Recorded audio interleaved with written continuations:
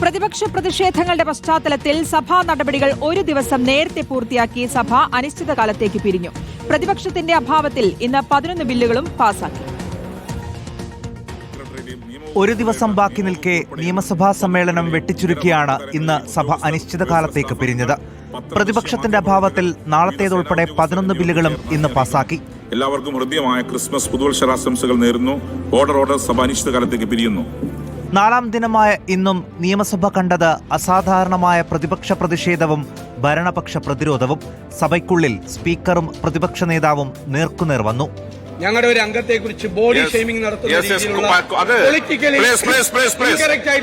പരാമർശം അങ്ങേക്ക് ഞങ്ങൾ നിങ്ങൾക്ക് ക്രമപ്രശ്നങ്ങൾ ഉണ്ടെങ്കിൽ ക്രമപ്രശ്നങ്ങൾ സീറോ ഓവറിൽ ഉന്നയിക്കാൻ പറ്റൂ. നിങ്ങൾ അറിയാത്ത ആളല്ലല്ലോ. അതെ, നിങ്ങൾ ഔട്ട് ഓഫ് ദ സിലബസിലേക്ക് പോവാണ്. ഇനി സഭയ്ക്ക് പുറത്ത് പ്രതിഷേധം ആളിക്കത്തിക്കാനാണ് പ്രതിപക്ഷത്തിന്റെ തീരുമാനം. റിപ്പോർട്ടർ, തിരുവനന്തപുരം.